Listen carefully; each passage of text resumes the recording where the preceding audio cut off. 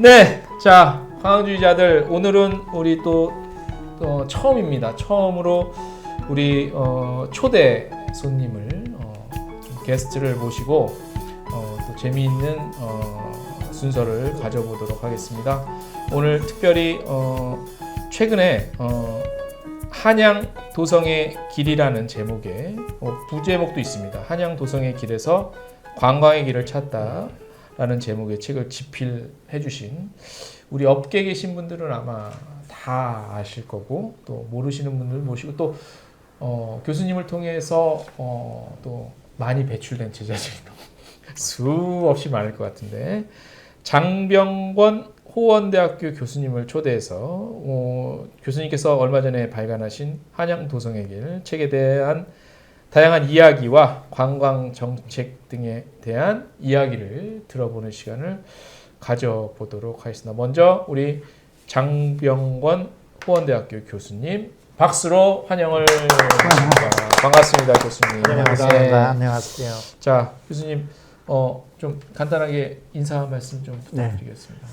저는 이제 호원대학교에 근무하고 있고 아마 정년은 한 3, 4년 정도 남았습니다. 네. 그래서 이제 인생에서 보면 그동안 버려놓은 것을 잘 정리하고 예. 또 후배나 제자들한테 이제 주로 잘 마무리해서 네. 귀감이 될 만한 일들을 예. 요즘 관심을 갖고 있고 최근 방학이라 이제 쉬면서 재충전하고 또 준비하는 그런 시간을 보내고 있습니다. 네. 최근에는 한국관광학회 국제학술대회 여수에서 열렸는데 거기 가서 주로 제 역할이 시니어라 시니어 연구자로서의 역할을 많이 하면서 후배 교수들하고 많이 격의 없이 어울리도록 했고 자화자찬이라 좀 미안한데 아니 자화자찬 듣고 싶습니다. 아 그런가요?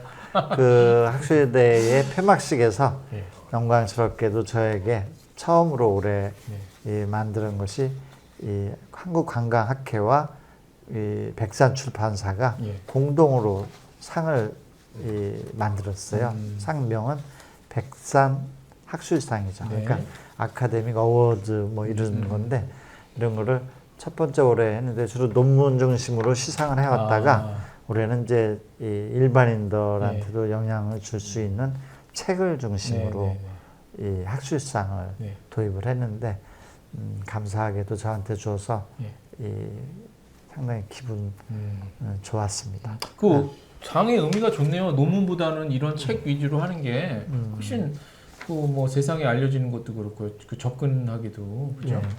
논문은 주로 이제 학술적이고 그렇죠. 아카데믹한 것이라면 저서는 이제 이번 저서는 또 이 학술 도서나 또는 이 교육용 교과서가 아니라 대중 교양 도서로 썼기 때문에 많은 사람들한테 기여할 수 있었다 이런 평가를 받았습니다.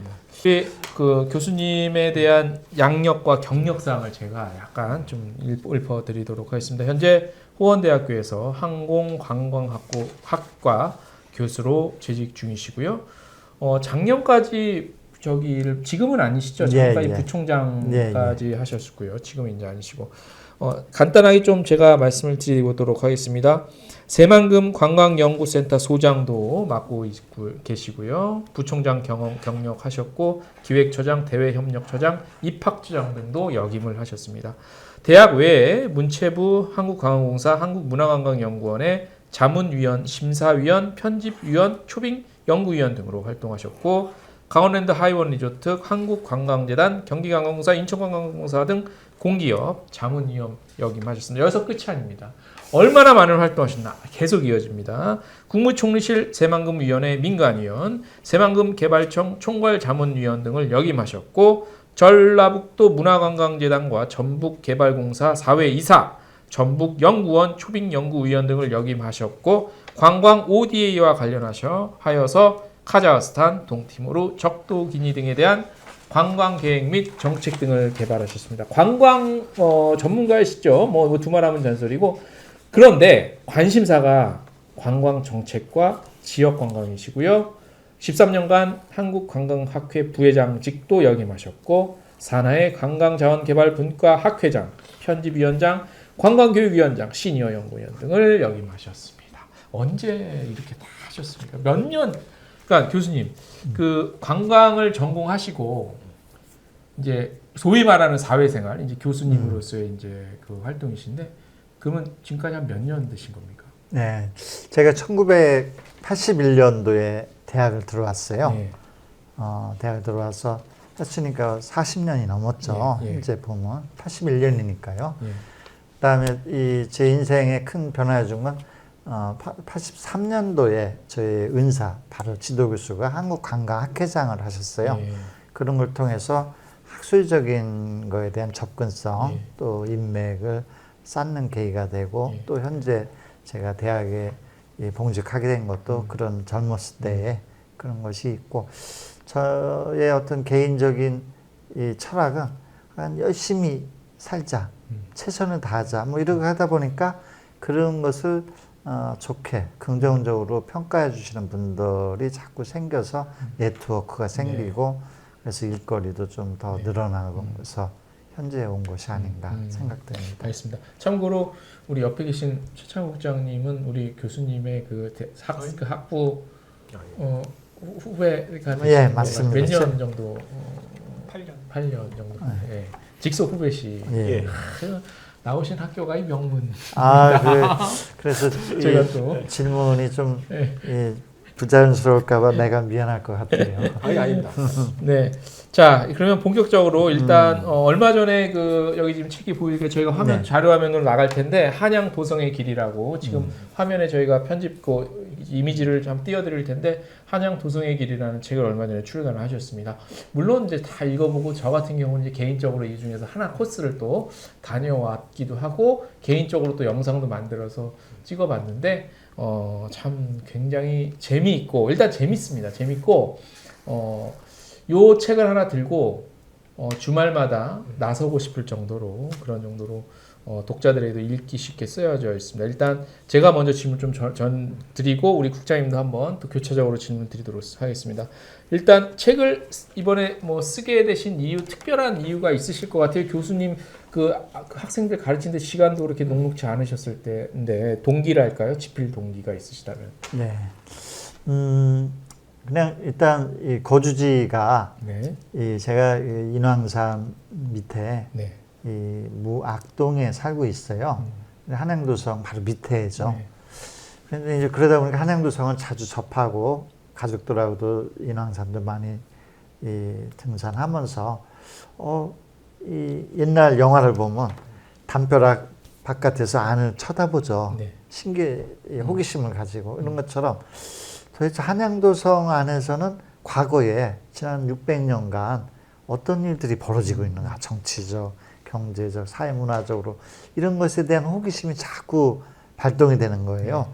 그래서 이제 한양도성을 한번 한 번에 다 돌아봐야 되겠다. 이렇게 하다 보니까 그게 이제 쌓이고 쌓여서 이제 실제 체험을 통해서 한양도성을 이제 돌아보니까 이 한양도성이라는 게 단순히 이 유형적인 형태적인 성이 아니라 이 서울의 문화를 잘 간직해왔던 그런 역할을 해왔구나 이걸 발견하게 됐습니다. 이에 대해서는 또 추가적으로 말씀드리겠습니다. 이런 이미지가 떠오르네요. 그러니까 영화 같은 영상 같은 이미지가 떠오르는데 어떤 한 호기심 많은 소년이 이렇게 보물 상자 같은 거를 한번 이렇게 저 안에 뭐가 있을까 하고 열어보는 거지. 그런 이미지가 싹 떠오르는 그런 기분이 듭니다. 국장님. 아니 그래서 뭐 제가 알기로는 이제 교수님께서 예전에 몇 년 전에 관광대국의 길이라는 책을 쓰셔서 근데 또 이번에도 이제 한양도성의 길이라고 명명하셨는데 이렇게 무슨 길이라고 얘기하는 뭐 특별한 뭐 이유라든가 뭐 그런 게 있으신지 좀 궁금합니다. 맞습니다. 그런데 2020년에 제가 이 관광 대국의 길이라는 제목의 책을 썼는데 솔직히 말씀드리면 코로나가 발생되면서 관광이 거의 붕괴됐어요. 그래서 이 코로나 이 발생 직후에 책이 나오다 보니까 빛을 못 봤어요. 네. 거기에는 이제 이 길이라는 건 우리가 가다 보면 뭐 많이 보면 육거리도 있고 대개는 뭐 하나의 산에는 한 길뿐이 없겠지만 도시에서 하면 2개, 3개, 사거리도 있죠. 그러니까 어느 길을 갈 것인가 방향 같은 거 방법이라든가 이런 것을 잘 비교 검토해서 최상의 길을 택해야 되겠죠. 그래서 이제 관광 대국의 길에서는 우리나라 관광 정책이 어느 방향으로 갈 것인가 여러 가지 중에 최상의 어떤 의사결정 이런 걸 한번 같이 공동 모색하자는 거고 이번 책은 좀 달라요. 이번 책은 제가 직접 이제 워킹 걸어다니면서 체험을 해보니까 그러니까 한양도성이라는 이 길 위를 걸으면서 머릿속에 이 생각이 드는 아 이거 어찌 한국 관광을 어떤 방향으로 이걸 활용할 것인가 그러니까 관광의 어떤 아이디어 방법 이런 것을 찾게 된 거죠. 그래서 이번 한양도성의 길은 걷는 길이면서 동시에 관광의 어떤 바람직한 방향을 제시하는데 초점을 뒀습니다. 그래서 많은 분들이 처음에 생각할 때는 현재 한양도성의 길을 걷고 소개하는 거에만 그치는 걸로 생각을 하셨더라고요. 근데 이제 3부로 형성된 이 책의 내용에 3부가 제가 미래에 그러면 한양도성을 어떻게 활용할 것인가 활용 방안 이걸 제시한 걸 보고는 좀 깜짝 놀라는 이런 상황이었습니다. 그 직접 5년 동안 그러면 실제로 5년 동안 사계절 내내 직접 다니신 거가 지필 다 담겨져 있는 거잖아요. 그렇죠. 예. 근데 제가 알기로는 이제 뭐 제자분들이랑 같이 다닌 코스도 있고, 근데 이게 체력적으로나 쉽지 않을 것 같은데 좀 어려웠던 뭐 좀 에피소드가 있으시면 간단하게. 네. 사실은 그 제가 4년 전에 당뇨 뭐 이런 얘기 말씀드리면 좀 실례지만 그런 이 위험 신호를 받고 많이 걸으라. 그러니까 이 한양도성을 걸으면서 이 건강도 회복하고 이 또 서울에 대해서 다시 한번 재발견하고 이런 건데 처음에 이 걸을 때는 이 한양도성이 직선거리로는 18.6km예요. 근데 제가 이제 첫날이 2019년 요맘때예요. 7월 22일 날 이제 걸었는데 걷고 나서 보니까 30km 이상을 걸었더라고요. 그러니까 처음에는 제가 미리 지도를 보고 잘 준비했는데 잘못 헛디뎌서 방향을 내려갔다가 다시 올라와서 다시 가고 또 어떤 데는 길 가다 보면 이정표가 독특한 꼭 봐야 되는 이 성곽길 주변에 이 흥미로운 것을 또 보게 되니까 30km를 걷게 되죠. 그래서 처음 치고는 상당히 힘들게 걸었는데 걷고 나서 딱 느낌이 이거였어요. 시작이 반이다. 이렇게 걷고 나니까 자꾸 더 걷고 싶고 1차 때 빠뜨린 거를 다시 메모해서 2, 3, 4, 5차까지 다시 걷고 그래서 5번 정도를 걷고 나니까 이제 이 책을 쓸 만큼의 충분한 콘텐츠를 확보를 하게 된 것 같습니다. 알겠습니다. 예, 뭐 개인적으로 저도 한양도성의 길이라는 책을 읽어보면서 그러니까 교수님께서 아마 인용하신 것 같은데 가장 좀 마음에 와닿는 문구 중에 하나거든요. 이렇게 산 하나를 완전히 이해하려면 정상에 오르는 수많은 등산로를 따라 걷고 자연 환경은 물론이고 역사까지도 이해해야 한다. 한 분야에서만 전문가였던 사람이 최고 권력의 자리에 오르면 위험하거나 불통이 될 수 있다. 길을 열고 다양한 이야기를 들어야 한다라고 기술되어 있습니다만 상당히 뭐 개인적으로 좀 의미도 있고 좋은 얘기인 것 같아요. 그래서 뭐 반면에 산을 어떻게 보냐 관광이라는 거에 비교하다 보면은 뭐 관광 정치가 되면 총괄하는 자리에서는 뭐 통합적이고 종합 다양한 어떤 시각들이 필요한데 좀 그런 어떤 총괄하는 자리에서 좀 요구되는 자질 뭐 어떤 좀 걸 갖고 있어야지 관광에 할 수 있을지. 요거는 이제 관광 전문가로서 이제 입장인데. 그 인용한 거는 허영구라는 분의 산길 순례에서 나온 글이에요. 이걸 딱 읽는 순간 위협이 왔어요. 네. 너 산에 갈 때 한 코스만 집중적으로 공략하거나 그것만 따라서 산에 등산하지 말라는 약간 이 다양성을 네. 추구하라는. 그래서 저도 인왕산을 갈 때 이분이 인왕산 걸 얘기하면서 그걸 얘기한 거거든요. 그러니까 인왕산은 다양한 각도에서 등산하면서 자연환경과 역사를 섭렵하라.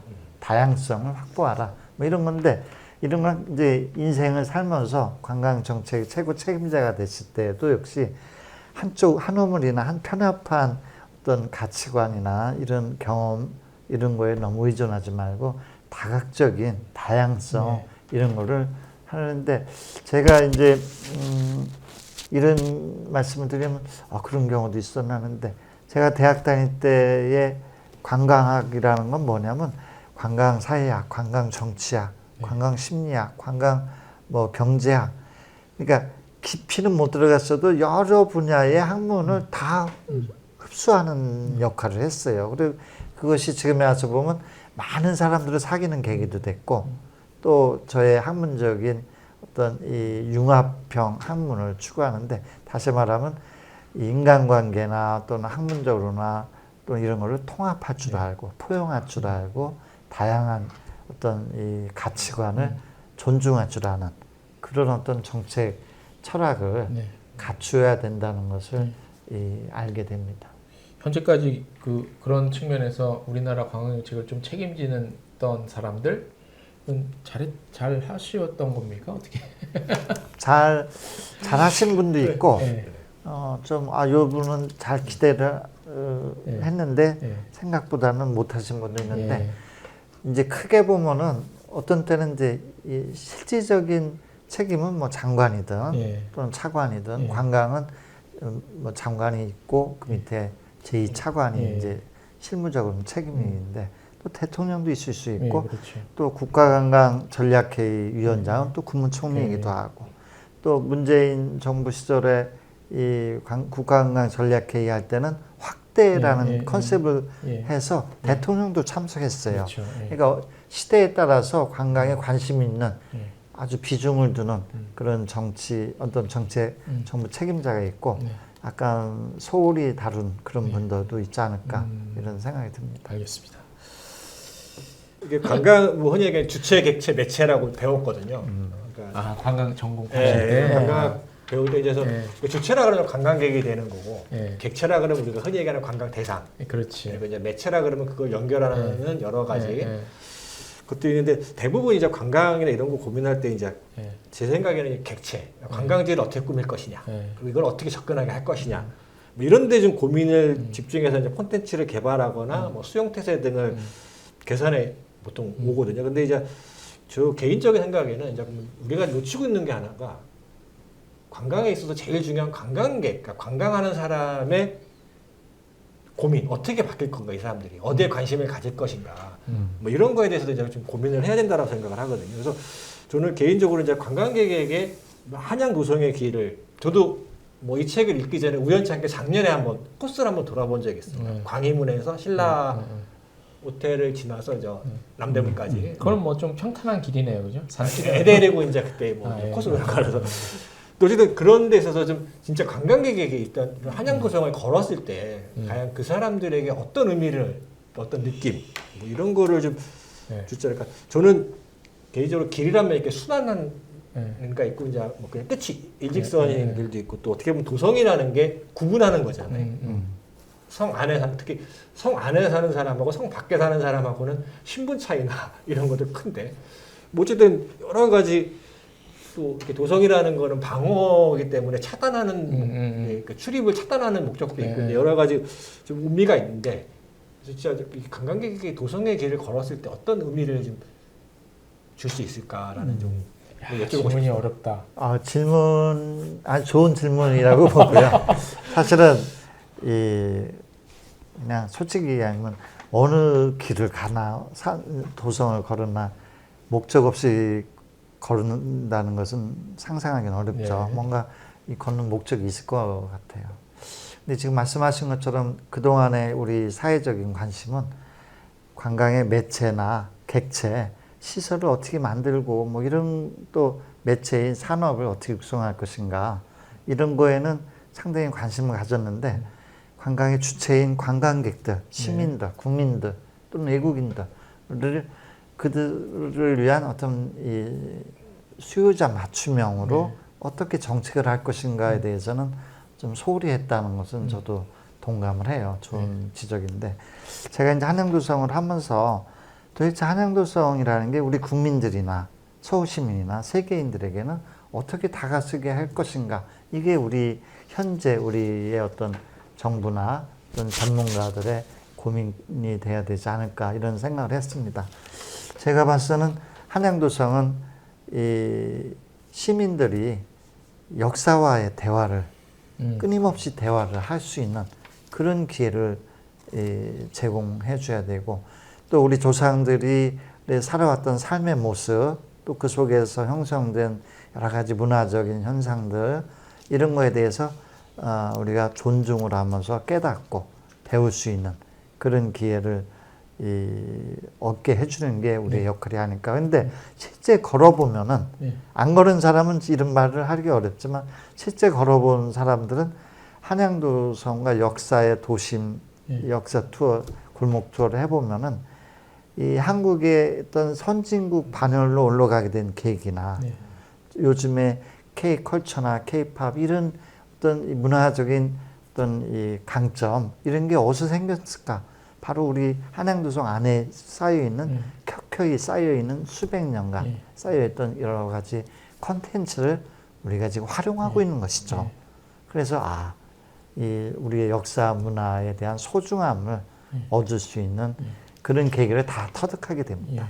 그래서 국민들이 한양도성을 많이 돌아다닐 수 있게 하면 좋겠죠. 제가 하나만 더 말씀드리면 저는 이 실제 우리가 이제 어릴 때 보면 채라는 게 있어요. 이렇게 음식을 뭐 이렇게 해서 떨어뜨리거나 또는 어릴 때는 이 뭐 고기 잡을 때 채 갖고 가다가 혼나기도 하고 그랬는데 채를 이제 한양도성을 돌아다니면서 채를 그냥 실제 들고 다니는 건 아니고 이렇게 채를 갖고 다니면서 좋은 콘텐츠가 많이 발견이 돼요.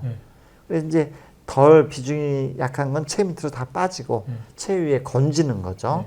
그거를 찾아보면서 야 우리나라에 제가 10개에 대해서 나중에 또 얘기하겠지만 10개의 테마여행 코스를 선정했지만 우선순위로는 제가 빠뜨린 것도 10개가 더 있습니다. 그러니까 아직도 한양도성 안에 600년 동안 우리가 간직해온 콘텐츠를 더 활용할 수 있는 그런 절호의 찬스가 아직도 많이 있다는 것을 발견하게 됐습니다. 그 돌발 질문이긴 한데 그 걸러진 채 중에서 가장 그 하나 말씀해 주실 게 있을까요? 네, 기존에는 이제 많이 설명돼 있죠. 예를 들면 뭐 고궁이나 또는 한옥이나 또는 청계천 뭐 이런 거는 다 있는데 제가 발견한 것 중에 남들이 발견 못한 것 중에는 한국의 환대 문화, 아까 관광방 같은 한국의 전통적인 어떤 행정, 관광 행정 시스템, 환대 문화, 안내 시스템, 관광 기념품, 어떤 그런 어떤 플랫폼, 이런 K 관광 어떤 이 원형들, 이거를 발견한 것이 아마 저에게는 보람이고, 이걸 통해서 이제 나중에 또 다른 재현을 할 수 있게 되었습니다. 이 책을 읽으면서 이 관광방이 이게 행정 조직인지 아니면 지역인지 좀 상당히 생소한데 좀 처음 들어보는 얘기거든요. 저도 관광 이렇게 배워왔는데, 그래서 이 관광방에 대해서 언급을 많이 하셨어요. 그래서 대해서 좀 관광방이 도대체 뭔지.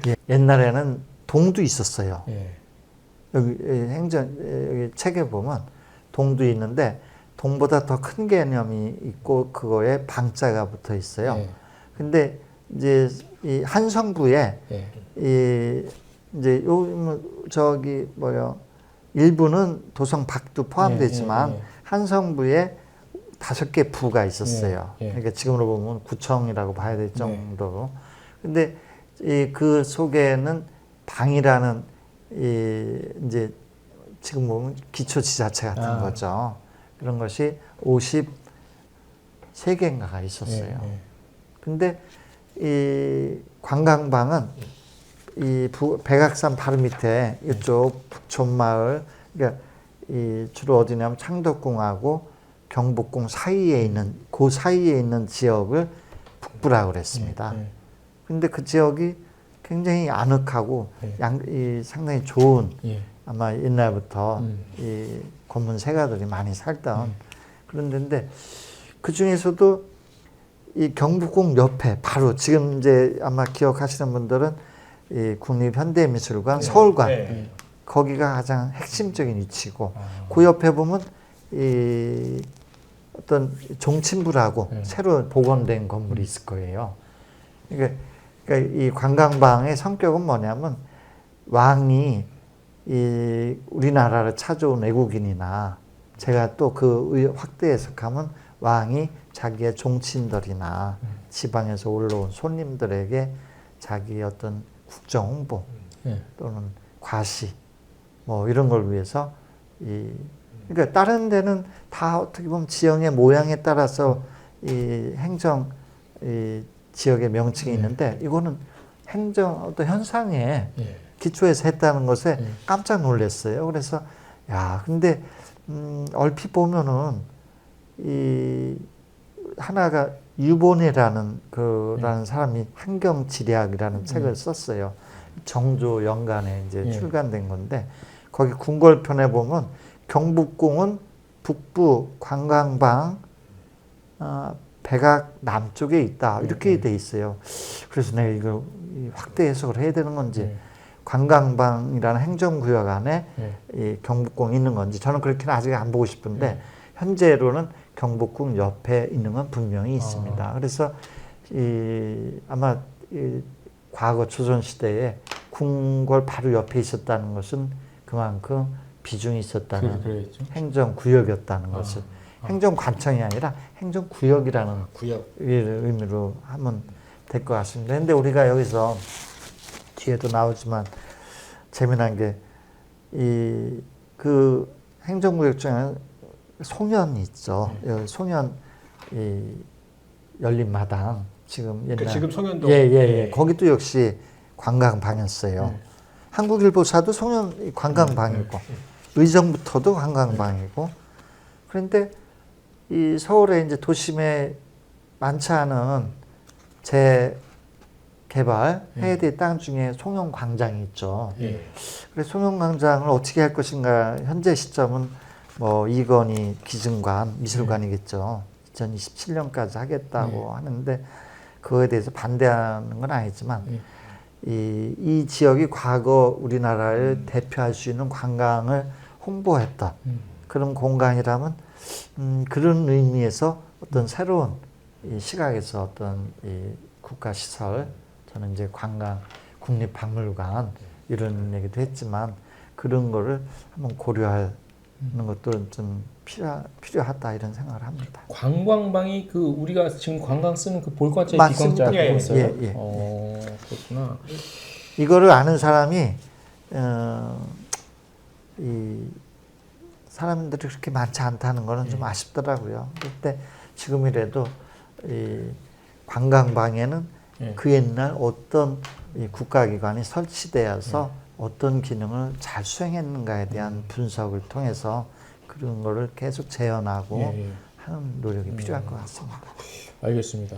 자, 제가 이 책을 읽고 이 책에 지금 여러 가지 코스와 구간이 나오거든요. 근데 제가 외람되지만 개인적인 말씀을 드리면 제가 서울 중구 신당동에서 태어나갖고 소년 시절을 신당동, 청계천, 왕십리, 이 동대문 이쪽까지 막 뛰어놀고 장충당공원 이쪽에서 사실 대부분의 다른 구간들은 그냥 제 어렸을 때 뛰어다니고 그랬던 구간이고 그 외 구간은 제가 지금 일하면서 돌아다니는 휴대처가 겹쳐져 있고 그런데 이 경복궁 뒤에 인왕산이랑 백악산 제가 산을 별로 안 갔어서 그래서 이번에 책을 읽고 인왕산 구간을 한번 가봐야겠다 해서 갔다 왔잖아요. 한 달 됐나? 야 가을에 올라가서 보면은 진짜 멋있겠더라고요.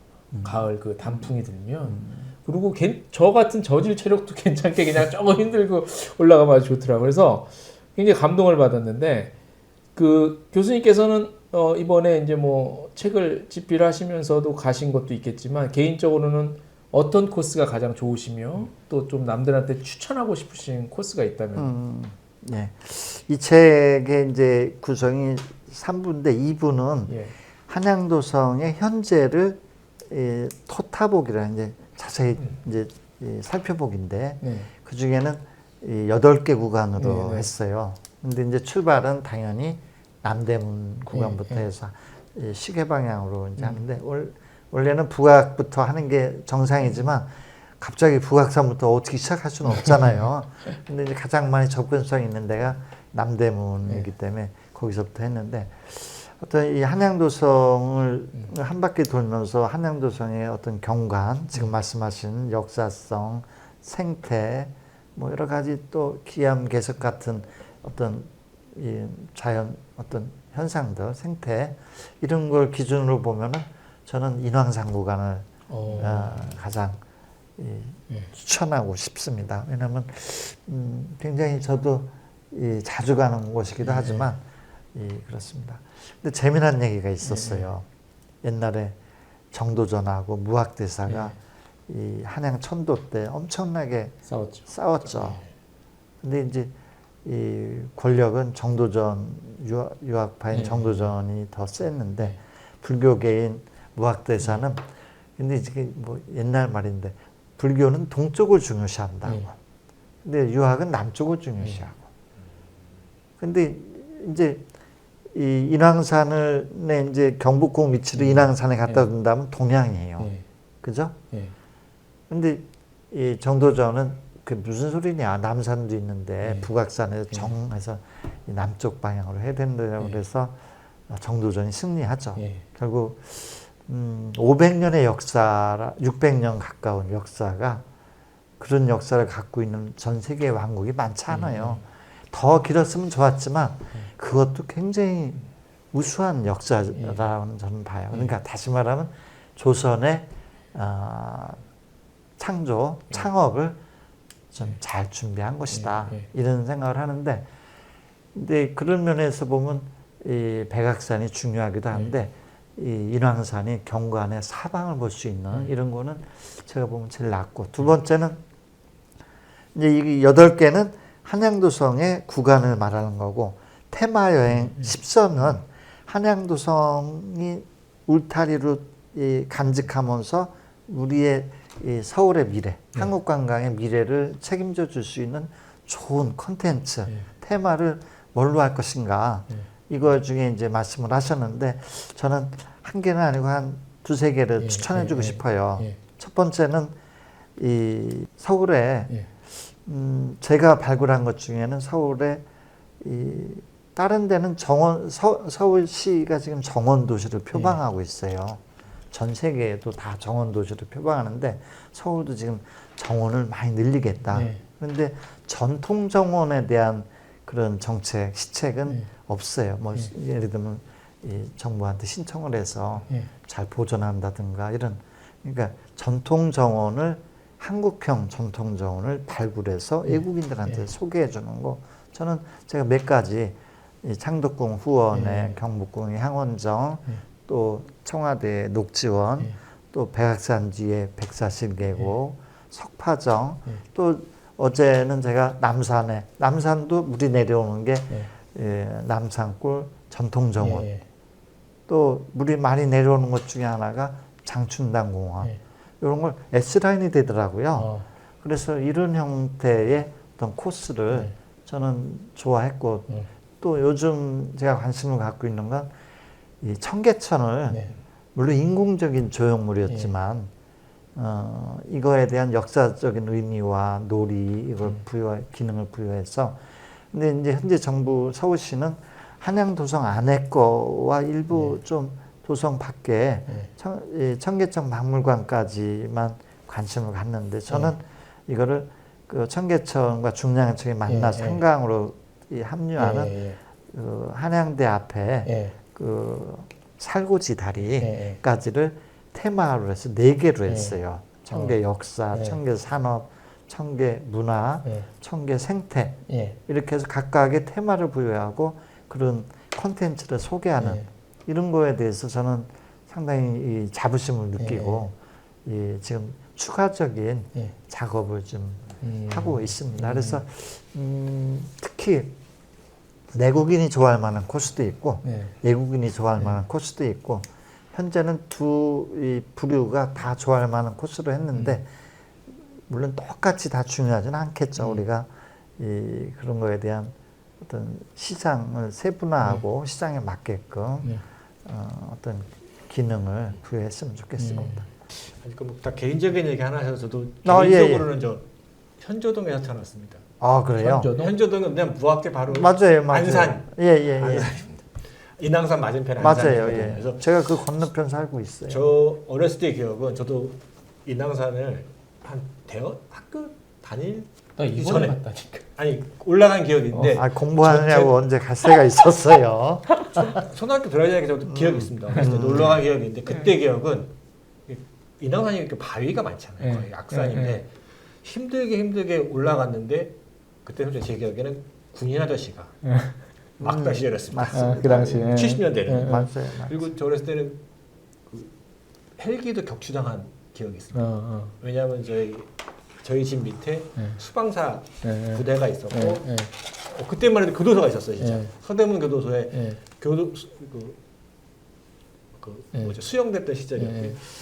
그래서 저는 저도 아까 쉽게 코스 좀 질문 드리려고 그랬는데 뭐 미리 말씀해 주셔서 그리고 아까 말씀드린 관광의 이제 역사를 얘기하셨잖아요. 그 관광방 얘기하면서 근데 저도 개인적으로는 좀 뭐 항상 그렇지만 우리가 이렇게 어떤 걸 학문을 공부할 때 뭐 예를 들어서 경제학이면 경제사, 사회학이면 사회사 뭐 이런 것들이 연구가 또 한 부류거든요. 근데 관광학은 보면 관광사라고 어떻게 보면은 뭐 전 세계적으로 우리나라뿐만 아니라 뭐 외국이나 우리 또 인류가 관광에 대해서 어떻게 이제 역사적으로 흘러왔는지에 대해서는 솔직하게 좀 연구가 거의 않다라고 생각을 하거든요. 그래서 그런 의미에서는 좀 뭐 교수님께서는 그 관광 박물관이 설립했으면 좋겠다라고 하는데 그러려면 거기에 맞는 이제 많은 역사적인 뭐 사실이라든가 유물 뭐 이런 것들이 좀 어떻게 보면 콘텐츠가 구비가 돼야 또 박물관도 될 수 있을 것 같은데 좀 박물관이 설립의 어떤 의미 그게 어떤 관광이나 이런 거에 어떤 의미를 좀 줄 수 있는지 관광박물관을 설립한다라고 하면 그게 어떤 의미인지 좀 설명을 좀 부탁드리겠습니다. 네. 근데 그냥 쉽게 얘기하면 우리나라를 찾아오는 외국의 어떤 대통령이나 정말 높은 손님들이 한국에 오면 한국에 올 때 가져오는 선물들을 혹시 관광방의 어딘가에다가 전시에 대해서 일반 국민들이 봐야 되는 것이 아닐까요? 그것도 역시 관광방의 관광박물관의 기능으로 좀 해야 되지 않나. 대통령 기록물 같은 것들 그런 거죠. 정상들끼리 뭐 국가 간으로 주고받는 교류하면서 그러니까 그게 그냥 아무도 못 보는 그런 공간에 있다는 것은 정말 이게 가치가 사장되는 것이죠. 그렇죠. 그런 의미도 있고 관광박물관이라는 건. 두 번째는 제가 아까 얘기했지만 한국의 이 조선시대에 왜 관광을 중시했는가? 국제 친선, 환대 문화. 그러니까 우리 국민들의 어떤 이 환대 정신이 지금의 이 외국인에 대한 뭐 접대든 뭐 이런 문화의 기초가 된 것처럼 그런 걸 계속 계승하는 것도 중요한데 발굴하는 게 중요하죠. 저는 한국인들의 어떤 환대 캠페인을 어디서 찾냐면 해학적인 거기서 그러니까 해학적인 웃음이 한국인들의 삶의 이 원형이고 그것이 환대 친절이다. 그런 것 같이 이 외국인들에게 한국인들은 어떤 이 환대 문화를 갖고 있다든가 또 아까 같이 뭐 선물을 주고받았을 때 외국인들은 한국에 와서 어떤 걸 주고 가는가 뭐 이런 것도 역시 그런데 제가 가장 아쉬운 거는 롯데호텔에 가면 한국 호텔 박물관이 있어요. 1층에.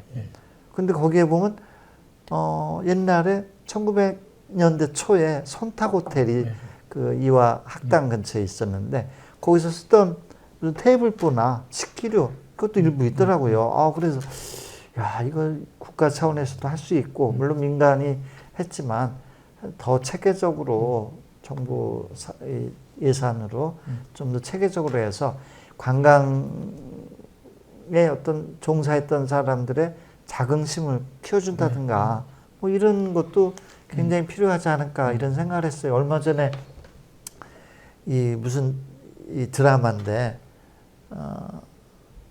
그 호텔 100주년 기념식 하는 거에 나오는데 뭐 유명한 국회의원도 와서 축사하는 거 대신 그 호텔에 50년 근무한 사람, 뭐 이 청소했던 사람, 또 조리사, 요리사 이런 사람처럼 관광업계에 종사했던 우리 어떤 관광인들의 어떤 자긍심이라든가 또 국가의 어떤 경제 발전에 대한 어떤 이 자부심 이런 것도 같이 키워줄 수 있는 그런 박물관의 모습이 좀 좋지 않을까 이런 생각을 했고 또 우리가 이 관광에서 뭐 예를 들면 옛날에 이 아픈 추억도 있을 거예요.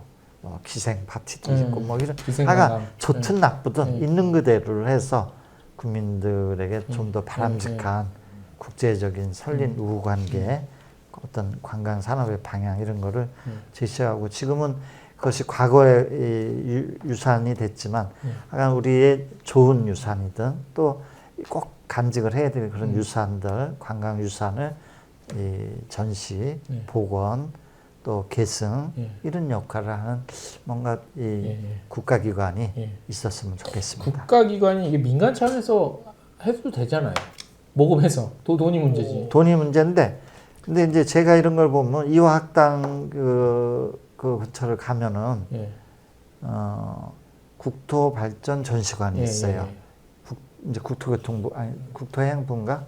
지금은 국토교통부. 예, 국토교통부가 하는데 한 5층짜리 건물에서 우리나라의 그동안의 국토계획의 역사, 뭐 이런 거 있잖아요. 그 다음에 국립경찰박물관, 국립기상박물관, 분야별로 다 있어서 그 분야에 종사했던 사람들에게 이 어떤 과거도 이 자부심 느끼고 또 이 우리 관광 같으면 국민들의 관광에 대한 호의적인 인식을 계속 하고 갖게 할 수 있도록 정부가 지원해 주는 것이 필요한데 정치권이 좀 반성을 해야 되지 않을까 이런 생각을 제가 봐도 그거 만약에 만든다 그러면 뭐 지금 솔직히 은퇴하셨지만 그분들이 또 개인적으로 갖고 있는 소장품들도 그렇죠. 그런 것도 당연히 기증 뭐 받으면 제가 보기에는 이제 여러 가지 이 건은 이제 너무 정치적인 관점으로 풀기보다는 자발적으로 그렇죠. 하면서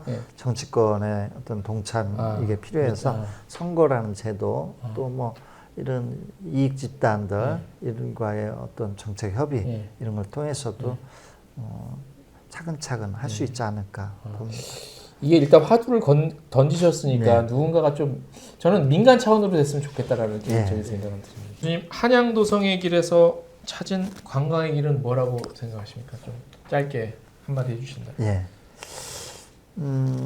아까 말씀드렸지만 한양도성을 둘러보면 아마 저같이 빈도로 이 한양도성을 둘러봤으면 저와 비슷한 아이디어를 냈을 거라고 봅니다. 저가 뭐 독특하게 특출난 것은 아니고 아마 이 경험을 통해서 이 인사이트를 얻고 하는 겁니다. 근데 제가 느낀 것 중에는 한양도성 안에 있는 그렇다고 이제 한양도성 안에만 너무 치우쳐서는 안 되겠다.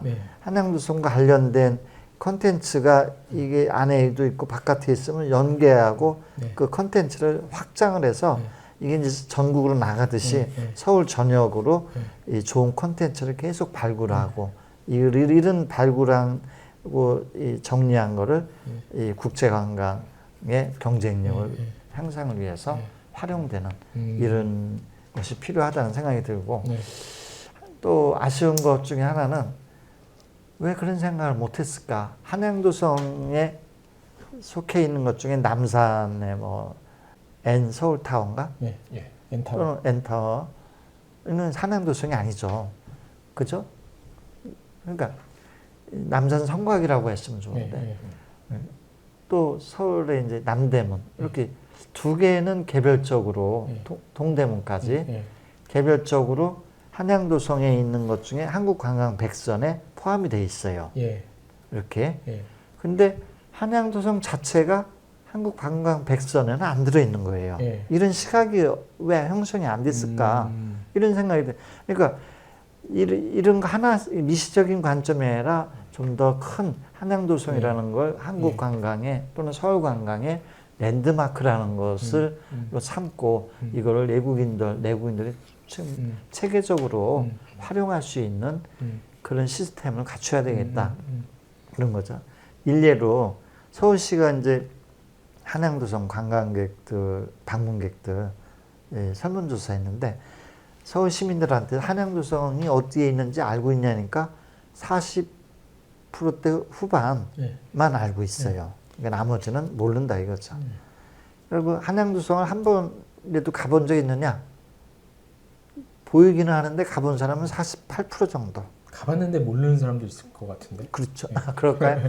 그런데 정말 다행인 것은 가본 사람에 대한 만족도를 보니까 76.9%였어요. 그러니까 한양도성을 몰라서 못 가는 분도 있는데 많이 갈 수 있게끔 이 서비스, 지원 서비스를 많이 해주면 국민들이 그만큼 만족도도 높이고 이 서울 관광 또는 이 한양도성에 대한 자긍심도 많이 갖추고 하는 이런 것을 발견하게 됩니다. 그래서 이걸 느낀 건 이 서울 시민이나 전 국민, 외국인들이 한양도성을 좀 더 편하게 좀 입체적으로 이용할 수 있는 서비스가 필요하다 이런 생각을 합니다. 그런데 다행히 그 최근에 서울시가 이 외국인을 위한 서울 도심 등산 관광 센터를 해서 얼마 전에 서울시장님도 가서 뭐 체험하는 겁니다.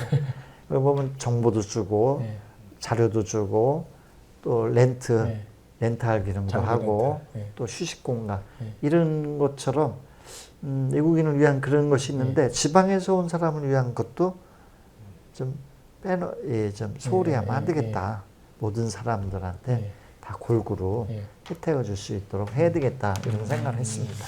예, 아까는 이제 그 순석놀이를 왕도 옛날부터 했다고 그랬거든요. 책에 보면은 이제 순석놀이라는 게 말 그대로 이렇게 그 도성길을 걷는 거잖아요. 왕. 근데 저는 이렇게 요즘 이제 만약에 그냥 이게 서울 시민이 아까 말씀하신 편하게 자주 이용을 해야 되는데 좀 어떻게 보면 그 순석놀이 코스 중에 어떤 코스가 좀 이게 너무 편해도 그렇지만 또 이게 뭔가 이야기거리도 있어야 되지 않습니까?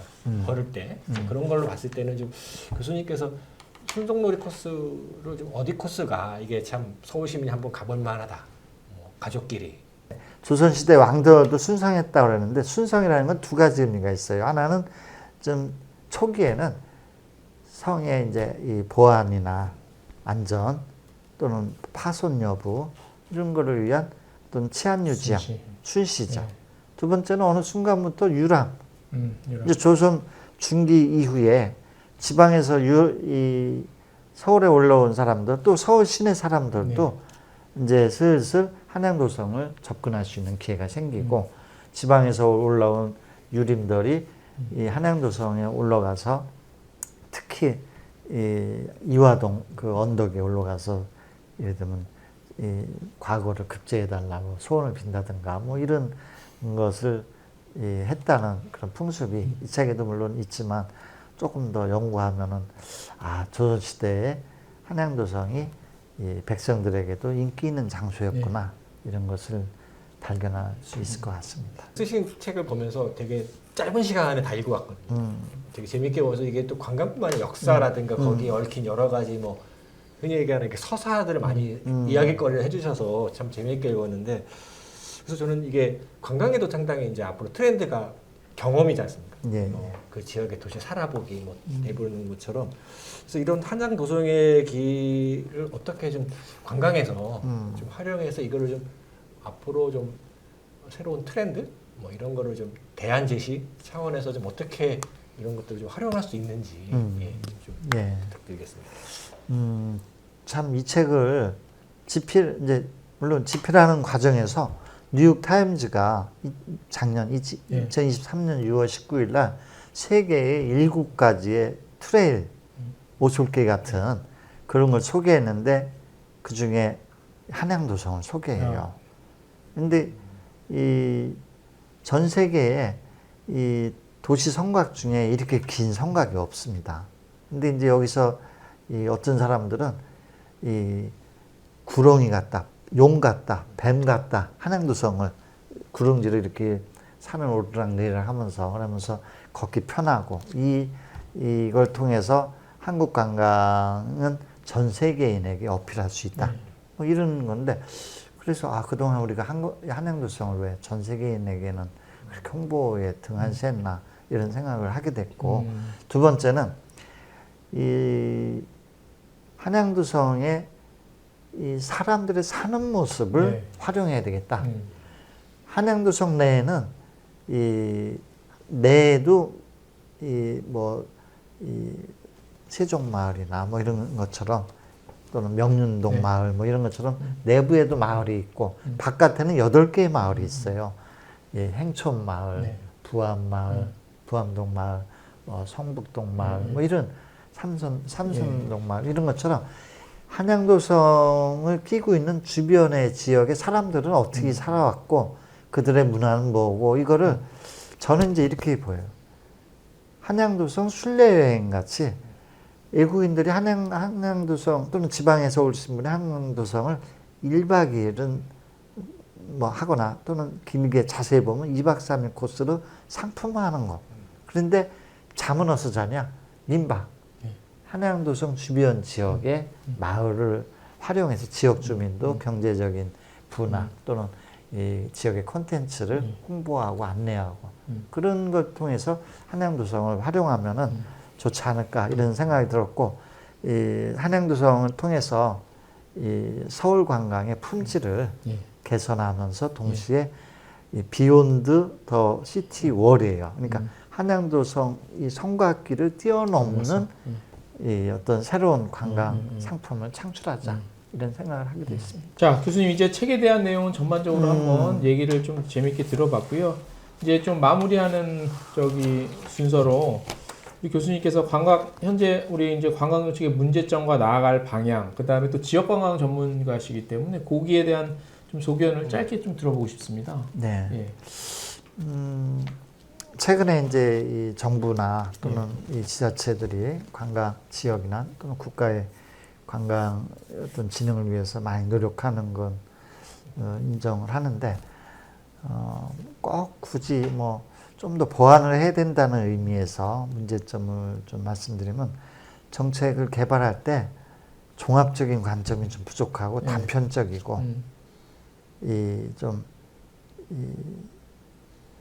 분절적이고 또 그냥 충분한 어떤 정책의 성과를 검토하면서 하기보다는 이거 명칭이 좀 섹시하고 좀 괜찮아 보여 뭐 이런 식으로 좀 인기 영합적인 그런 것이 많다 보니까 이 종합적인 접근에 대한 그런 기회를 놓치는 경우가 있습니다. 두 번째는 정부가 뭘 하겠다고 할 때 일회성 검증이 안 된 어떤 대안 이런 것들을 너무 자주 남발하는 것이 아닌가 이런 생각을 또 예를 들면 최근에도 이 서울시에서 광화문에 100m짜리 태극기 얘기하는 것처럼 많은 사람들의 의견을 수렴하고 했으면 좋은데 발표를 하고 하니까 이 동의를 빨리 얻지 못하는 이런 것처럼 강력한 어떤 우리 추진력을 확보하기 위해서는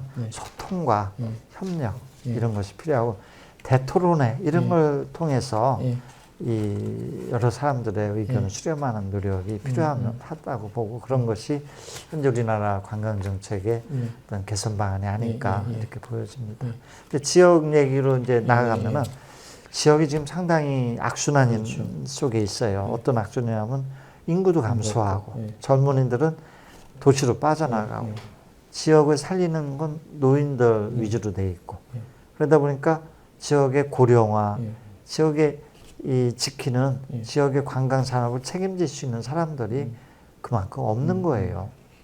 그래서 계속 시장 이제 지역 관광 어떤 매력이 계속 감소되는데, 그런데 정부는 지역의 어떤 이 소멸을 극복하는 방법 중에 하나가 관광이라고 하니까 이거 정말 안 할 수도 없고 그렇죠. 하도 잘 안 되는데 그러니까 근본적인 지역 관광을 어떤 지역의 소멸을 극복할 수 있는 관광 부문의 근본적인 대책을 좀 종합적이면서 중장기적으로 세울 필요가 있다 이런 생각이 들고 최근에는 이제 일본에서 쓰던 관계 용어 대신 정부에서 생활 인구라는 말을 써요. 생활 인구가 제일 크고 그 중에는 이제 거주 지역 주민이 있고 또 체류 인구 있고 또 외국인이 이제 있는데 체류 인구 중에 관광 인구라는 개념이 들어 있어요. 그래서 이제 이 코로나 기간 동안에 보니까 작년에 이 국내 여행이 연 횟수로 보면 한 3억 이상이 돼요. 그런 것처럼 관광 인구가 기여할 수 있는 그런 것이 있는데 관광 인구를 좀 더 늘리고 효율적으로 지역에 배분해주고 이 만족도 주면서 지역 주민의 어떤 이 경제 활성화라든가 일자리, 복지에도 기여할 수 있는 게 필요하다는 생각이 들고 젊은 사람이 없는 지역 관광의 대안은 뭔가? 젊은 사람들은 지역의 이 관광 벤처 창의적인 아이디어를 모으는 걸 해서 사업화를 하게 하고 일본에서도 보지만 중장년층들이 관광 사업체를 많이 운영해요. 그러니까 지역 주민의 사업체, 지역 주민에 의한 지역 주민을 위한 지역 관광 어떤 생태계를 다시 만들어 가야 되겠다. 그래야 이제 된다고. 우리 지방에 있는 대학들이 요즘 굉장히 어려운데 학생들이 안 오니까 폐과도 막 일어나요. 그래서 지방에 있는 대학들의 요즘 이 관심은 지역의 이 중장년 이 관광 사업 관심자들, 다시 말하면 성인 학습자들을 재교육하거나 평생 교육하는 그런 시스템으로 바꿔가고 있어요. 그러니까 이 꼭 불가능한 건 아니고 중장년층 지역 주민들을 어떻게 잘 교육을 시키고 할 것인가 이런 거에 대한 우리의 어떤 노력이 필요하지 않을까 보여집니다. 알겠습니다. 그 마무리되는 질문인데 지금 그러면 어쨌든 관광 전공하는 학생들을 가르치시잖아요. 그래서 관광 전공자들이 우리 업계 산업계에 유입이 잘 돼야 되고 그게 선순환을 좀 이뤄야 되는데 직접 요즘에 이제 가르치시면서 녹록하지는 않을 것 같습니다. 맞습니다. 어떻습니까? 예. 분위기를 전해주신다면. 지난번에 그 관광학회에서 이제 많은 교수들하고 얘기했는데 학과가 폐과되는 경우, 학생이 감축되는 경우, 통폐합되는 경우. 근데 서울에 있는 이제 모 대학도 통폐합돼요. 서울에 있는 관련과요? 예. 또 그러다 보니까 교수님들도 이게 미래 장래성에 대한 약간의 우려도 하는 경우가 있는 것 같은데 코로나로 인해서 이제 국제적인 해외여행이 안 되니까 항공, 관광, 단체 여행, 큰 대형 여행사가 굉장히 어려웠잖아요. 그러니까 학생들이 진학을 잘 안 하려고 그래요. 지원 자체가. 예. 그러다 보니까 이 지역에 있는 대학의 어떤 이 교수님들이 의기소침해 있고 그래서 지역의 이 젊은 이 학령기 입학생에 초점을 둬서는 안 되겠구나. 그래서 성인 학습자 이 다양한 교육 수요자를 발굴하고 이런 쪽으로 상당히 요즘 고군분투하고 있습니다. 이 관광 산업도 이제 젊은 이 졸업생들이 그렇죠. 우리나라의 관광 산업에 계속 기여할 수 있도록 정부 차원에서도 좀 더 관심을 갖고 다양한 인센티브도 제공할 수 있도록 같이 노력을 했으면 좋겠습니다. 안양도성에 관광을 사업체를 운영하시거나 관심이 있으시거나 아니신 분들도 한번 읽어보시면 정말 진짜 다시 보게 되는 거예요. 제가 이 책을 쓰고 나서 어떤 지역에서도 1년 기간을 줄 테니까 비슷한 이 책을 한번 예를 들어 진주성에 지자체 예. 지역에도 성에다 있었으니까 교수님한테 의뢰가 들어왔다는 말씀이십니까? 또 하나는 다음 달이지만 서울시 내 문화관광 해설사에 대한 교육도 이 책 갖고 해달라고 교육 자료 필요하지. 제가 도성에 대해서 이게 서사들을 많이 그래서 저는 여기도 썼지만 이제 다 정년이 되다 보니까 예. 제일 고마워하는 사람이 관광의 최일선에 있는 사람들, 예. 관광 안내소의 직원들, 예. 문화관광 해설사 책에도 그렇게 썼어요. 관광 최일선에서 묵묵히 이 봉사하면서 관광 한국을 위해서 기여하는 분들에게 약간 고마움을 느낀다 이렇게 했는데 약간 이 관광 분야에 일하는 사람들이 항상 보람을 느끼고 더 매진할 수 있도록 우리가 많이 관심을 가졌으면 좋겠습니다. 알겠습니다. 짧게 마지막으로 교수님 향후 계획이라든지 뭐 좀 있으시면. 예. 제가 이제 그 동안에는 예. 정부 정책이나 주로 개발 사업 이런 좀 딱딱하고 예. 좀 이 지자체나 정부 입맛에 맞는 아이디어를 생산하는 거에 초점을 뒀다고 보여집니다. 근데 이제 최근에 제가 바뀌었어요. 아까 우리 국장님도 얘기했지만 사람을 위해서. 예.